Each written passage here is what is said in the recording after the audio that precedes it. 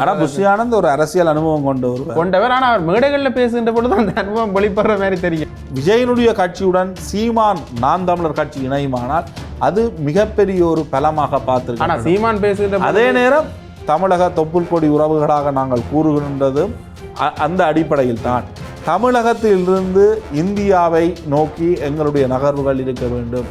இப்படியான இரட்டை நிலைப்பாட்டை ஈழத்தமிழர்கள் கொண்டிருந்தால் அது தமிழகத்தில் ஒரு பேசுபொருளை உருவாக்குமா? ஊடகங்களுக்கு முன் தன்னுடைய கட்சி நிகழ்ச்சிகளில் பேசினாரோ அதே விடயங்களை அவர் சட்டசபைக்குள் பேசுவார். உண்மையிலே நெய்தல் படை வச்சு கச்சேரி அப்படியான விடயங்கள் எல்லாம் கூறுவார். விஜய் எவ்வாறான ஒரு நிலைப்பாட்டை எடுக்க போகின்றார்? இவ்வாறு ஆரம்ப கட்டத்திலாம் பேசிக்கொண்டிருக்கிறார். ஆரம்பத்து கட்டத்தில் பேசுகின்றார். ஆனால் விஜய் பறந்துபட்டு இந்த விவகாரங்களில் ஒரு கருத்தை முன்வைக்கின்ற பொழுது மீண்டும் ஈழத்தமிழர்கள் சார்ந்த ஒரு அரசியல் பேசுபொருள் தமிழ் மக்களினுடைய பிரச்சனையை இந்திய அளவில் மிகப்பெரிய அளவில் பேசுபொருளாக வைத்திருப்பதற்கு மிகப்பெரிய ஒரு பேச்சாளராகவும் இருப்பவர் சீமான். ஈழத்தமிழர்கள் என்ன காரணத்திற்காக சீமானை எதிர்க்க வேண்டும்?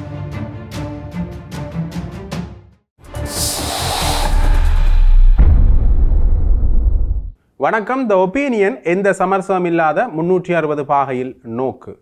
ஈழத்தினுடைய அரசியல் நிலைமைகள் தமிழக தேர்தல் களத்தில் செல்வாக்கு செலுத்துமா என்பது தொடர்பான ஒரு கலந்துரையாடலாகத்தான் இது இருக்க போன்றது.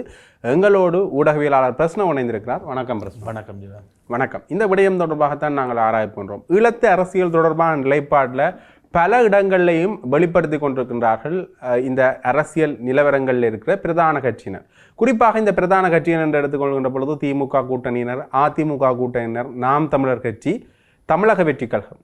கிட்டத்தட்ட இந்த தமிழக வெற்றி கழகம் ஏற்கனவே சொல்லியிருந்தார் விஜய் அவர்கள், தலைவரை இழந்த ஒரு ஈழம் ஒன்று இருக்கின்றது என்கின்ற ஒரு நிலைப்பாட்டில் ஈழம் சார்ந்த மக்கள் பிரச்சனையை நாங்கள் பேச வேண்டும் என்று சொல்லியிருந்தார். அதுபோல திமுகவாக இருக்கட்டும், திமுக ஒரு நிலைப்பாட்டை முன்வைச்சிருக்கின்றா 13வது சீர்திருத்தம் சம்பந்தப்பட்ட நிலைப்பாட்டை உடனடியாக நடைமுறைப்படுத்தணும். புதிய அரசியலமைப்பில் இந்த விஷயங்களை கொண்டுவரணும். இப்போ கொண்டுவரப்படுகின்ற புதிய அரசியலமைப்பு ஈழத்தமிழர்களுக்கு ஆதரவானதாக இல்லை என்கின்ற ஒரு அரசியல் நகர்வுகளை முன்வைத்திருக்கின்றார்கள். அதே போல ஜெயலலிதா காலத்தில் இருந்தே இந்த அதிமுக வைக்கின்ற நிலைப்பாடு என்று பார்த்தீங்கன்னா ஈழம் மலர்ந்தால்தான் இலை மலர்ந்தால்தான் ஈழம் மலரும் என்கின்ற ஒரு நிலைப்பாட்டில் இப்பையும் அதே ஒரு நிலைப்பாட்டை தான் கொண்டு வந்திருக்கின்றார்கள். நாம் தமிழர் கட்சி வழக்கமான ஒரு ஈழத்தமிழர் பின்னணியை அரசியலாக கொண்டு நகர்த்துகின்ற அவர்களுடைய அரசியலுக்கு ஈழத்தமிழர்களை பயன்படுத்திக் கொள்கின்றார்கள், அல்லது ஒரு ஈழத்தமிழர்களுடைய அரசியல் சார்ந்த விடயங்களை பேசுகின்ற பிரதான கட்சியாக இருக்கிறது என்னென்னு பார்த்தீங்கன்னா நாம் தமிழர் கட்சி. இப்படியாக இந்த தமிழக அரசியல் வட்டங்கள் ஈழத்தமிழர் பிரச்சனையை இந்த தேர்தல் நிலைப்பாட்டில் கொண்டு வந்திருக்கின்றார்கள். இப்போ இந்த ஈழத்தமிழர்களுடைய அரசியல் எந்த அளவுக்கு செல்வாக்கு செலுத்தும் என்கின்ற ஒரு கேள்வி என்று எழுகின்றது. இன்னொரு வகையில் பார்க்கணும்னு பார்த்தீங்கன்னா உண்மையிலேயே இந்த தமிழக அரசியலுக்கும் ஈழத்தமிழர்களுடைய அரசியலுக்கும் இப்போ சம்மந்தப்பட்டு தான் இருக்குதா? ஒரு காலத்தில் ஒரு சம்மந்தப்பாடம் இருந்தது, இப்போ அந்த சம்மந்தம் சரியான முறையில் இருக்கான்னு கேட்டால் அது ஒரு கேள்வியாகத்தான் தொக்கி நிற்கின்றது. சரி, இது இவ்வாறு கேட்க இப்போ தமிழக தேர்தல் களம் எப்படி சென்று கொண்டிருக்கின்றது? உண்மையிலேயே முன்னைய காலகட்டங்களில் இருந்த இந்த தேர்தல் கள நிலவரங்கள் அடிப்படையில் வைத்து பார்க்கின்ற பொழுது திமுகவுக்கு ஒரு அதிகப்படியான வாக்கு வங்கி முன்னைய தேர்தலில் இருந்தது. திமுக ஒரு 37.7% வாக்கு வங்கியை பெற்றிருந்தது. அதிமுக 33.3%, நாம் தமிழர் கட்சி 6.6%. கிட்டத்தட்ட இந்த ஈழத்தமிழர் பிரச்சனையை பேசுகின்ற நாம் தமிழர் கட்சி முன்னைய தேர்தல் காலகட்டங்களில் ஒரு 3வது மிகப்பெரிய கட்சியாக வருவதற்கு அந்த தேர்தல் களம் ஒரு ஆதரவை உருவாக்கி இருந்தது. இப்ப அவர்களுக்கான அந்த தேர்தல் களம் இருக்காண்டா அது ஒரு பெரிய கேள்வின்னு தான் சொல்லணும். ஏனென்றா ஏற்கனவே இந்த தேர்தல் கள நிலைப்பாடுகள் சம்பந்தமாக பார்க்கின்ற பொழுது படிப்படியாக முன்னேறி இருந்தார்கள். 1%இருந்து பிறகு 3%, 36% என்ற நிலைப்பாட்டில் முன்னேறி கொண்டிருக்கிறார்கள். தமிழக வெற்றி கழகம் வந்த பிறகு இந்த நிலைப்பாடு கொஞ்சம் பிழைத்திருக்கின்றது என்று தான் சொல்லணும். ஏனென்ற வாக்கு வங்கிகள் பிரிவடைவது அல்லது பிளவடைவதற்கான ஒரு நிலைமை ஒன்று இருக்கின்றது. ஏற்கனவே விஜய் அவர்களுக்கு தன்னுடைய ஆதரவை தெரிவித்துக் கொண்ட சீமான் அவர்கள் கூட முன்னைய காலகட்டங்களில் விஜய் அரசியல் வாரத்துக்கு முதல் இப்போ அந்த ஆதரவை குறைத்துக் கொண்டிருந்தார். ஆகவே தமிழக வெற்றி கழகம் என்ற ஒரு நிலைப்பாட்டில் தான் இப்போ அனைத்து புள்ளிகளும் ஒன்றிணைத்திருக்கின்றார்கள். உண்மையிலேயே இந்த வெற்றி வாய்ப்பு திமுகவுக்கு தான் இருக்கும் என்று எதிர்ப்பு கூறப்படுகின்றது. அது ஒரு வெளிப்படையான விடயமாக பார்க்கப்படுகிறது.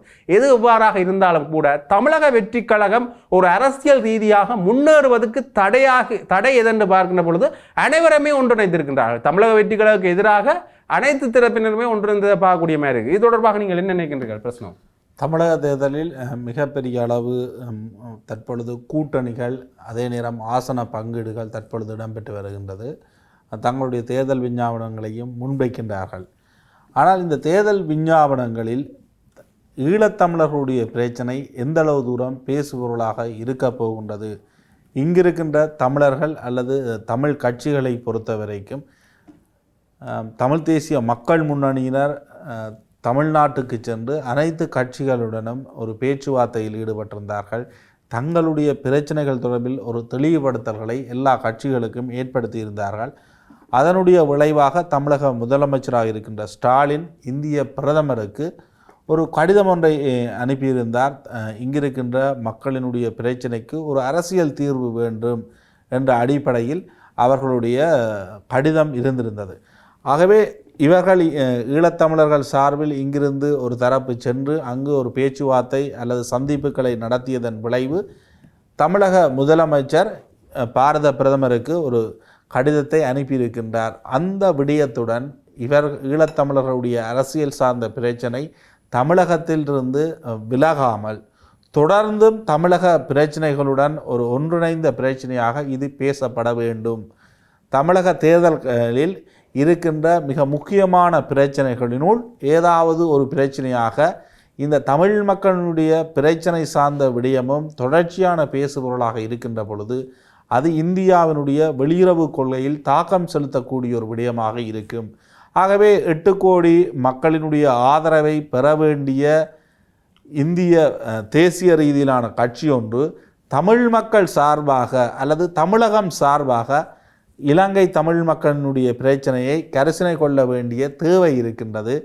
ஆகவே இந்திய வெளியுறவு கொள்கையில் கட்டாயம் தாக்கம் செலுத்தும் தமிழக தேர்தல் களத்தில் தமிழ் மக்களினுடைய ஈழத்தமிழ் மக்களுடைய பிரச்சனை முதன்மையான பேசுபொருளாக மாறுவது என்பது என்ற அடிப்படையில் தான் ஈழத்தமிழர்களுக்கும் தமிழக தேர்தல் களம் தொடர்பில் அல்லது தமிழக அரசியல்வாதிகளுக்கு இடையிலான இந்த புது முயற்சி பார்க்கப்படுகின்றது. எனினும் நடைமுறையில் இது எந்தளவு தூரம் சாத்தியம்? ஏனெனில் இந்தியாவிலிருந்து இலங்கை வந்து மீன்பிடியில் இருக்கின்ற இந்திய மீனவர்களுடைய பிரச்சனை அதனுடன் ஒத்து கச்சதி விவகாரம் பேசுபொருளாகும். அதைவிட இந்தியாவில் தமிழக இந்த தேர்தல் களத்தில் ஊழல், குடும்ப ஆட்சி போன்ற விடயங்கள் மிகப்பெரிய ஒரு பேசுபொருளாக இருக்க போகின்றது. ஆகவே தமிழக பிரச்சனை அல்லது ஈழத்தமிழர்களுடைய பிரச்சனை என்பது எல்லா கட்சிகளாலும் முதன்மைப்படுத்தக்கூடிய ஒரு விடயமாக இருக்குமா? சீமான் தொடர்ச்சியாக பேசி வருகின்றார். நான் நினைக்கின்றேன் அதிமுகவும் மிகப்பெரிய அளவு ஈழத்தமிழ் மக்களுடைய பிரச்சனை தொடர்பில் ஒரு எதிர்நிலைப்பாட்டுக்கு செல்ல மாட்டார்கள் அல்லது அதனை ஒரு முக்கியமான பிரச்சனைகளாக முன்வைப்பார்களா என்ற ஒரு கேள்வியும் எடுக்கின்றது. ஏனெனில் திமுக ஈழத்தமிழர்கள் சார்ந்து ஒரு முக்கியமான நிலைப்பாட்டை முன்வைப்பார்களாக இருந்தால் அது எல்லா கட்சிகளையும் ஏதோ ஒரு வகையில் அவர்களுடைய தேர்தல் விஞ்ஞாபனங்களிலும் முதன்மையான விடயமாக முன்வைக்க வேண்டிய ஒரு தேவை ஏற்படும். ஆனால் திமுகவுக்கு 2009 யுத்த காலத்தில் அவர்கள்தான் ஆட்சியில் இருந்தார்கள் என்பது ஒரு மிகப்பெரிய ஒரு பலவீனமாக இருக்கின்ற பொழுது அவர்கள் அதனை செய்வார்களா? அதனை செய்தால் அது அவர்களுக்கே எதிரான ஒரு தேர்தல் வியூகமாக தமிழக தேர்தலில் மிகப்பெரிய பேசுபொருளை உருவாக்குமா என்றெல்லாம் அவர்களுடைய சிந்தனைகள் இருக்கும் என்று நான் நினைக்கிறேன். மு.க.ஸ்டாலின் அவர்கள் பேசுகின்ற பொழுது ஒரு 13ஆம் தீர்த்த தொடக்க புள்ளியாக கொண்டு ஒரு கூட்டாட்சி அடிப்படையிலான ஒரு தீர்வுக்கு தான் அவரும் வருகின்றார் இல்லையா? கஜேந்திரகுமார் அவர்களுடைய அரசியல் நிலைப்பாட்டை ஏற்றுக்கொண்டு இவர்களுடைய கோரிக்கை கடிதத்திற்கு அமைவாகத்தான் அவர் ஒரு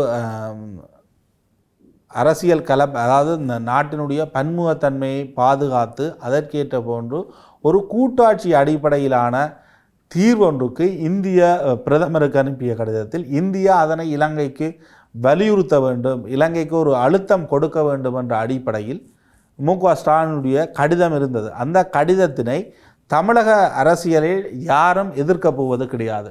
குறிப்பாக புலம்பெயர் தேசங்களில் சிலருடைய கருத்துக்கள் என்பது எவ்வாறு இவர்களுடைய கோரிக்கையை இவ்வாறு முன்வைக்க முடியும், குறிப்பாக தனி தமிழீழம் போன்ற அல்லது தனிநாட்டு கோரிக்கைகளை கைவிட்ட ஒரு நிலைமையை தமிழகத்தில் ஏற்படுத்த வேண்டும் என்ற விமர்சனங்கள் இருந்தாலும் இங்கிருக்கின்ற தமிழ் அரசியல் கட்சிகள் அல்லது தமிழ் மக்களினுடைய மிகப்பெரிய அளவு கோரிக்கை என்பது சமஷ்டி அடிப்படையிலான தீர்வு.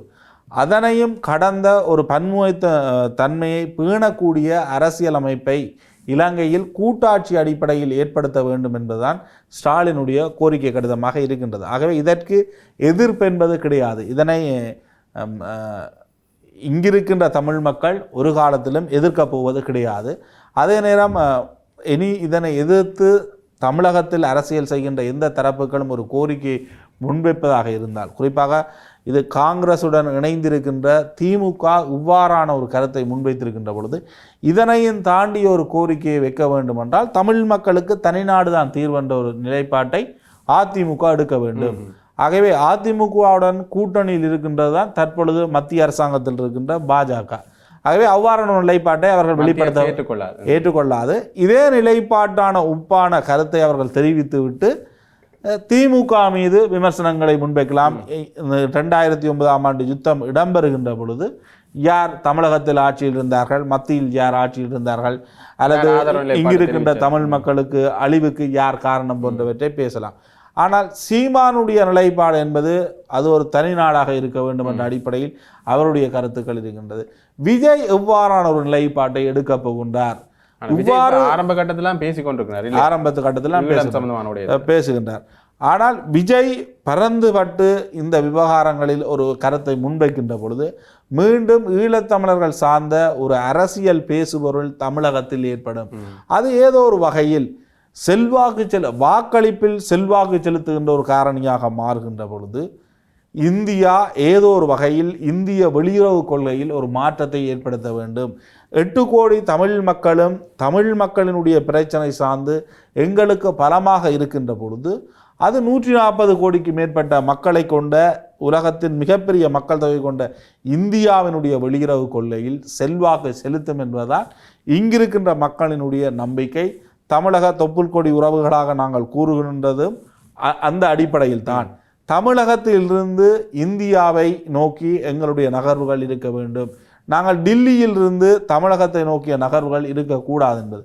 ஆனால் இங்கு தாயகத்தில் இருக்கின்ற தமிழ் தேசியம் பேசுகின்ற கட்சிகளுக்கும் தமிழ்நாட்டில் இருக்கின்ற அரசியல் கட்சிகளுக்கும் மிக நெருங்கிய இணைப்பு என்பது கிடையாது. இவர்கள் அங்கு சென்று சந்திப்புகளையே மேற்கொள்ள முடியாமல் இருக்கின்றார்கள். ஆகவே தமிழரசு கட்சி தமிழகத்தை நோக்கிய பயணத்தை இன்னும் மேற்கொள்ளவில்லை. ஆகவே இங்கிருக்கின்றவர்கள் இந்த தேர்தலில் எவ்வாறான கருத்துக்களை முன்வைக்கப் போகின்றார்கள், இனி அங்கிருக்கின்றவர்கள் எவ்வாறான கருத்துக்களை முன்வைக்கப் போகின்றார்கள் என்பதை பொறுத்து தான் மாறும். ஆனால் தமிழ் மக்களுக்கு இந்த தமிழக தேர்தலில் இங்கு ஈழத்தமிழர்களுக்கு தங்களுடைய விடயம் ஒரு பேசுபொருளாக வேண்டும் என்பது ஒரு மிகப்பெரிய எதிர்பார்ப்பு. அதே நேரம் இங்கிருக்கின்ற தமிழ் மக்கள் எந்த கட்சிகளையும் ஆதரிக்க மாட்டார்கள் என்பது ஒரு நிலைப்பாடாக இருக்கும். ஏனெனில் எல்லா கட்சிகளுடைய ஆதரவும் எங்களுக்கு தேவை என்பது.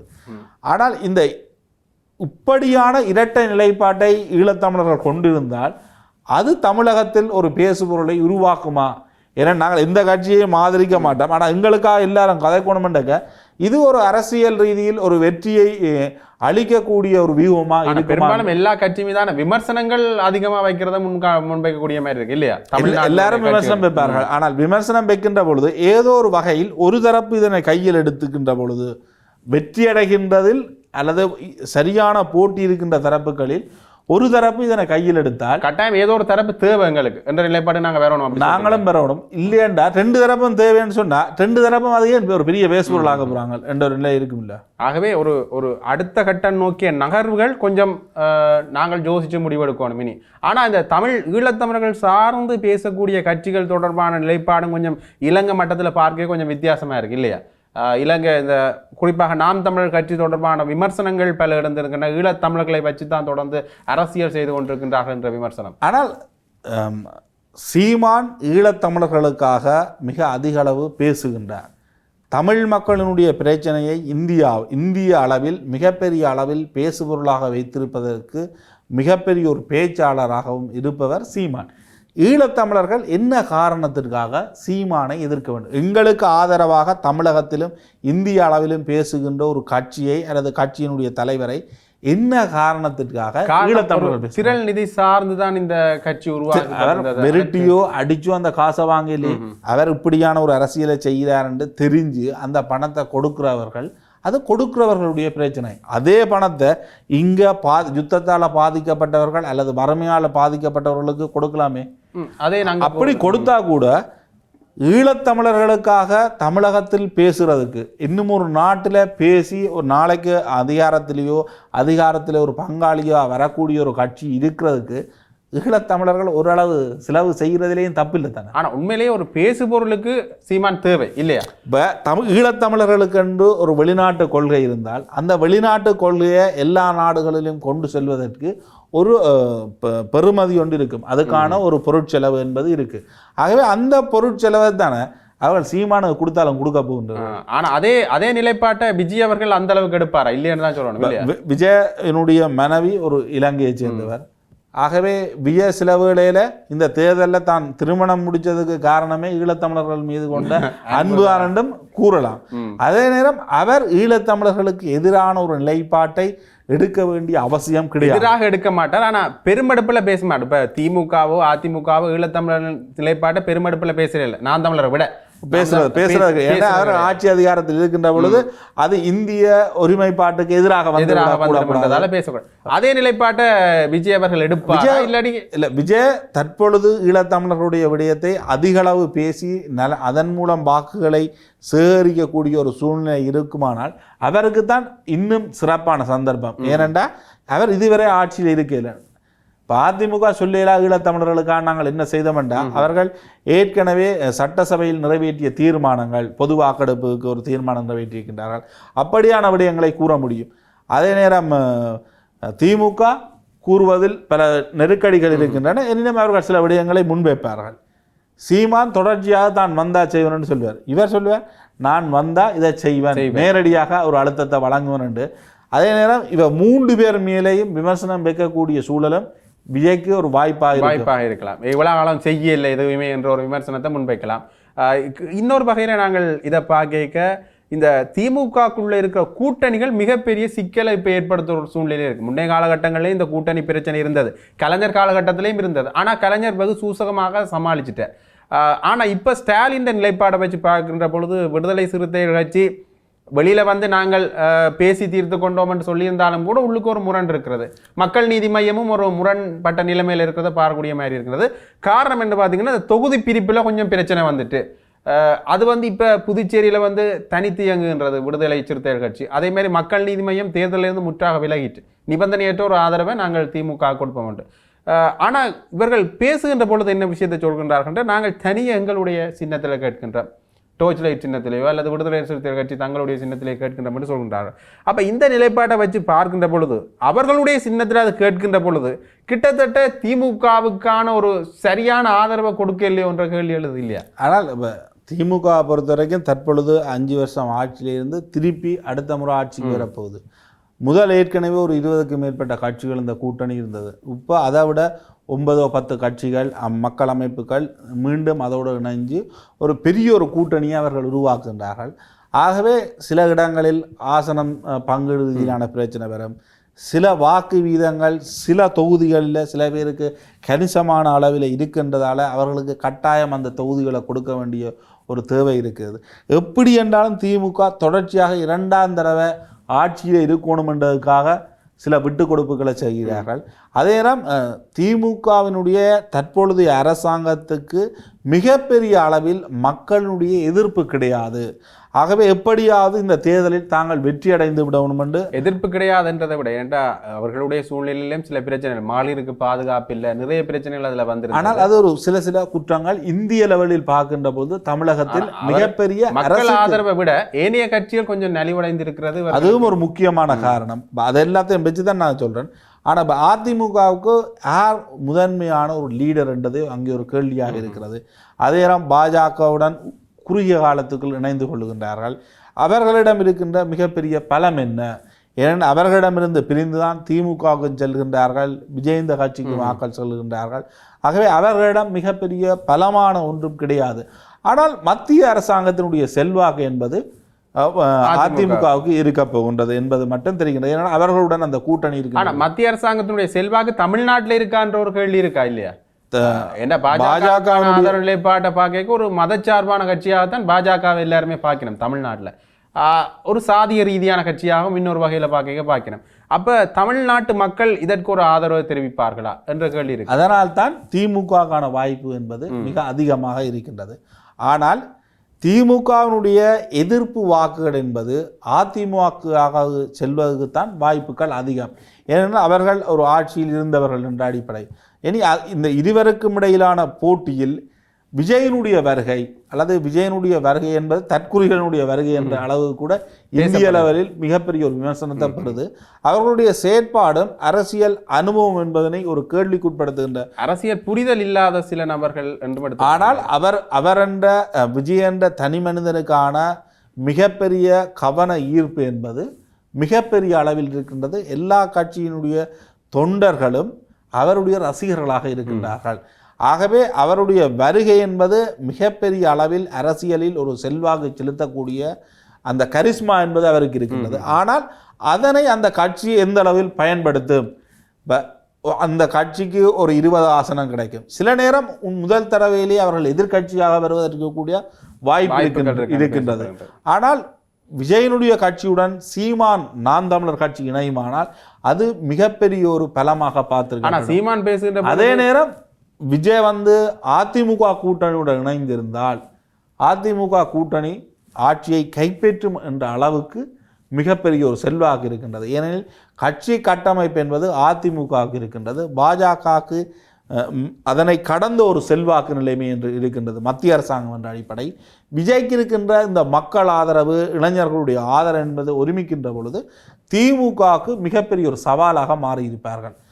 குறைந்தபட்சம் நான் தமிழுடன் இணைந்திருந்தால் கூட அவர்களுக்கு ஒரு தனி இடம் இருக்கின்றது என்பது எதிர்கட்சி என்றது நேரடியாக சொல்லிடலாம், எதிர்கட்சியாக வருவார்கள் அப்படி. ஆனால் தற்பொழுது இவர்களுடைய நிலைமை என்பது இந்திய ஊடகங்களை பார்க்கின்ற பொழுதும் அது ஒரு கேளிக்கைக்குரிய விடயமாகவும் பார்க்கப்படுகின்றது.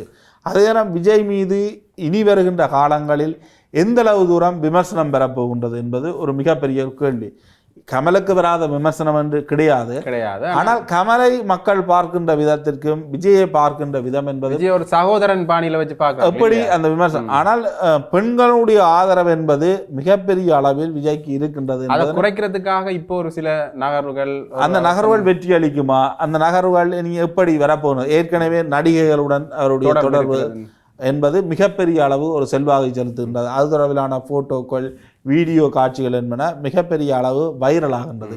ஆனால் அந்த விவகாரம் என்பது உண்மையில் தமிழக தேர்தல் அரசியல் களத்தில் ஒரு செல்வாக்கு செலுத்துமா? ஜெயலலிதாவுக்கு இல்லாத குற்றச்சாட்டா, அல்லது கலைஞர் கருணாநிதிக்கு இல்லாத குற்றச்சாட்டா, ஸ்டாலினுக்கு இல்லாத குற்றச்சாட்டா?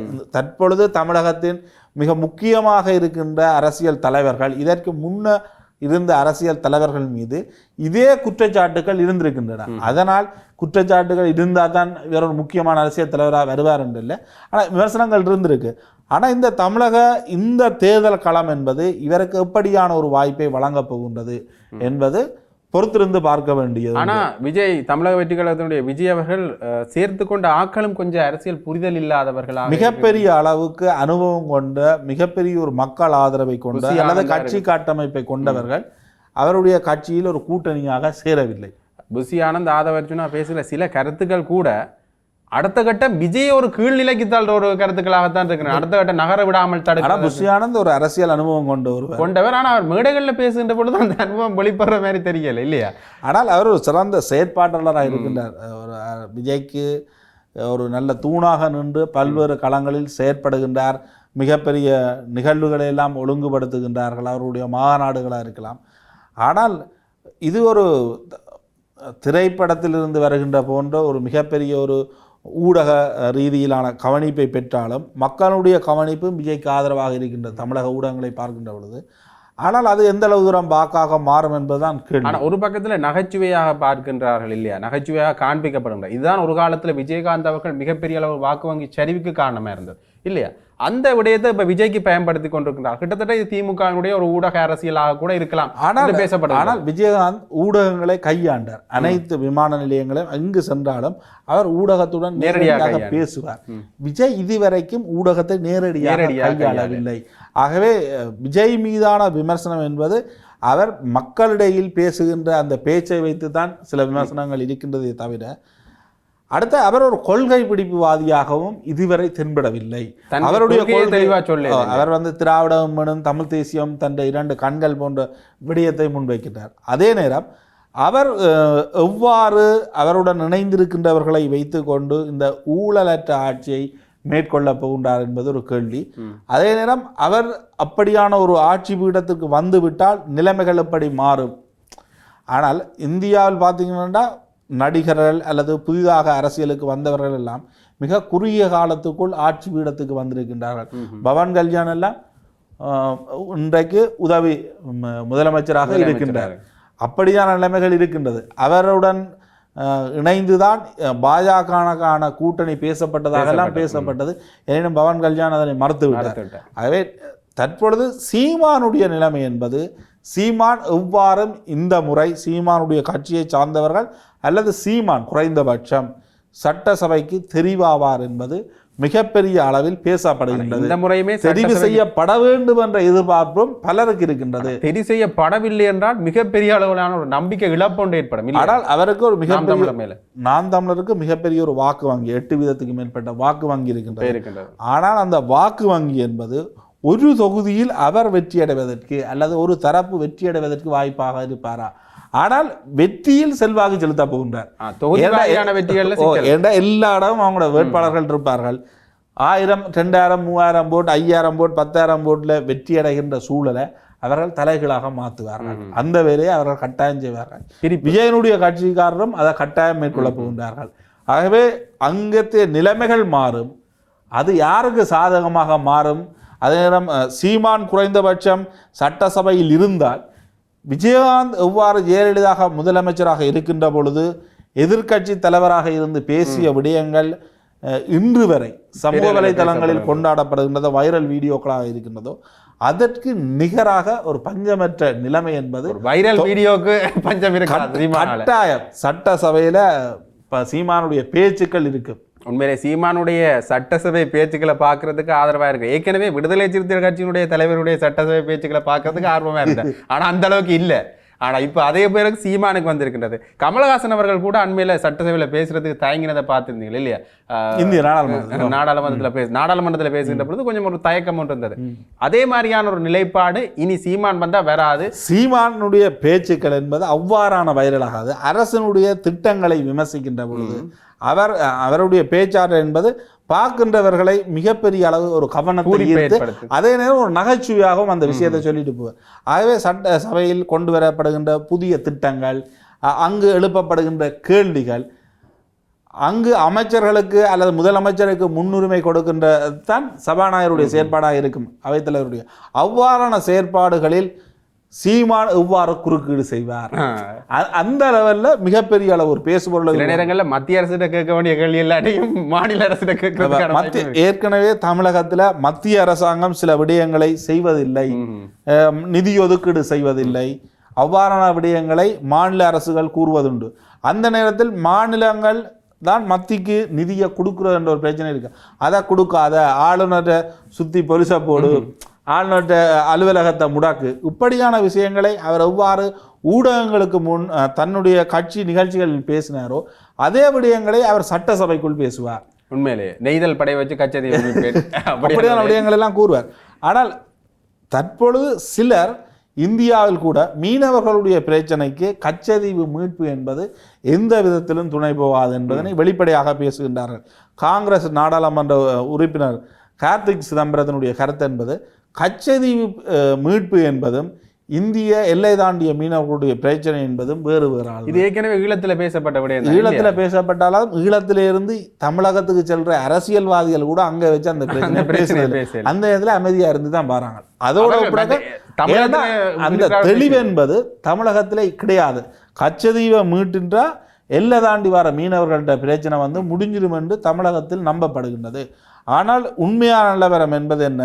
இங்கு இருக்கின்ற தமிழ் மக்களினுடைய கடற்கரைகளில் இந்திய எல்லை தாண்டிய மீனவர்கள் வந்து மீன்பிடித்து செல்கின்றார்கள். இதற்கும் கச்சதீவு மீட்புக்கும் எந்த விதமான தொடர்பும் கிடையாது.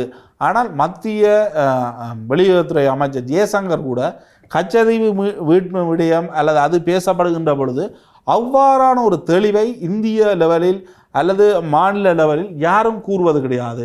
கச்சதீவை கொடுத்ததார் காங்கிரஸ், திமுக. அப்படியான அரசியல் சார்ந்த ஒரு விடயத்தை பேசுகின்றார்களே தவிர மீட்பது சம்பந்தமான மீட்பது நாங்கள் மீட்போம் அவ்வாறான கருத்துக்களை முன்வைப்பார்களே தவிர இந்திய எல்லை தாண்டிய மீனவர்களுடைய பிரச்சனை என்பது கச்சதீவு மீட்பதுடன் எந்த வகையிலும் தொடர்பு படாது என்று யாரும் கூறுவது கிடையாது. உண்மையிலே இது ஒரு பெரிய பிரச்சனையாக கச்சதீவு பிரச்சனையும் இந்திய மீனவர் பிரச்சனையும் ஈழத்தமிழர்கள் விவகாரத்தில் பேசப்பட வேண்டிய ஒரு விடயமாக இருக்கின்றது. ஆனால் எங்களுடைய கட்சி தமிழ் தேசிய பிரபலமாக இருக்கிற கட்சிகளும் அதை பேசினார்களாண்டா இந்தியாவில் வச்சு அது ஒரு கேள்விக்குறிதான். அவர்களுக்கு சார்பான நிலைப்பாட்டை முன்வைச்சு கொண்டிருக்கிறார்கள் தமிழகத்தில். ஆனால் எங்களுடைய தமிழ் தேசிய பரப்பில் பயணிக்கிற கட்சிகள் அங்கே செல்கின்ற பொழுது அது சம்பந்தமாக பேசுகிறாருன்றா ஒரு கேள்விக்குறியாகத்தான் இருக்கின்றது. சரி, இது இவ்வாறு இருக்க இன்னொரு இறுதியான ஒரு நிலைப்பாடு ஒன்று இந்த தமிழக வெற்றி கழகத்தினுடைய தலைவர் விஜய் அவர்கள் தன்னுடைய இந்த பிரச்சனைகளை சமாளிக்கிறதுக்கு என்ன நடவடிக்கைகளை மேற்கொள்ளாமல் நீங்க நினைக்கிறீர்கள்? இப்ப சர்ச்சைகளை சமாளிக்கிறதுக்கு அதே ஒரு பெரிய பிரச்சனையா இருக்கு அவருக்கு. சர்ச்சைகள் அவர் மிகப்பெரிய அளவில் மௌனம் காப்பாருன்னு நான் நினைக்கின்றேன் இந்த தேர்தல் காலம். அது சரியானதா? நேரடியாக ஊடகத்துக்கு வந்தா கொஞ்சம் அடுத்த கட்ட நடவடிக்கை ஊடகத்துக்கு வந்தா அடுத்த தரப்பையும் ஊடகத்துக்கு கொண்டு வருவதற்கான முயற்சியில் மிகப்பெரிய தரப்பினர் ஈடுபட சமாளிக்க முடியாதால்தான் இப்படி இருக்கிறாரோ விஜய்? விஜய் ஆரம்பத்திலிருந்தே ஊடகங்களை கையாள்வது கிடையாது. அவருக்கு அரசியல் ரீதியிலான புரிதல் அந்த அளவு தூரம் பிரச்சனையாக இருக்கலாம் என்பதுதான் இந்திய ஊடகங்களினுடைய கருத்துக்களாக இருக்கு. நடிகை விவகாரத்துல கூட நடிகை பேசிட்டா, விஜய் பேசல. அதான் விஜய் என்ன பேசுறது இல்ல, விஜய் தன்னுடைய நிலைப்பாட்டை இதுல மேற்கொள்றோம். இது தேவையற்ற அந்த நிலை கடந்து செல்ற ஏதாவது ஒன்று சொல்லி அது ஒரு தனிப்பட்ட பிரச்சனையாக அவர் கருதலாம். அல்லது அந்த பிரச்சனையை என்னத்துக்கு ஊடகத்தில் அரசியலுக்கு வேற விஜய் அந்த விவகாரத்தை பேசுவாராக இருக்குமானால் இந்திய ஊடகங்கள் என்று அது வடக்கை நோக்கிய ஊடகங்களாக இருக்கலாம், ஆங்கில ஊடகங்களாக இருக்கலாம், ஹிந்தி ஊடகங்களோட மிகப்பெரிய ஒரு பேசுபொருளை அது உருவாகும். அதனை அவர் ஏதோ ஒரு வகையில் தவிர்க்கின்றார் என்றால் இந்த தமிழக தேர்தல் களத்தில் அது ஒரு பேசுபொருள் இல்லாமக்கணும் என்ற அடிப்படையில் அவருடைய செயற்பாடு இருக்கு நினைக்கிறேன். உண்மையிலே ஒரு காத்திரமான ஒரு விடயங்கள் தொடர்பாக பேசியிருந்தோம். இந்த ஈழத்தமிழர்களின் அரசியல் தமிழக தேர்தலில் எந்த அளவுக்கு செல்வாக்கு செலுத்தும் என்று இவ்வளவு நேரம் உங்களுடைய நேரத்தை பயந்து கொண்டதுக்கு நன்றி பிரச்சனை. நன்றி. தொடர்ந்தும் காத்திரமான இன்னொரு தலைப்போடு சந்திப்போம். நன்றி.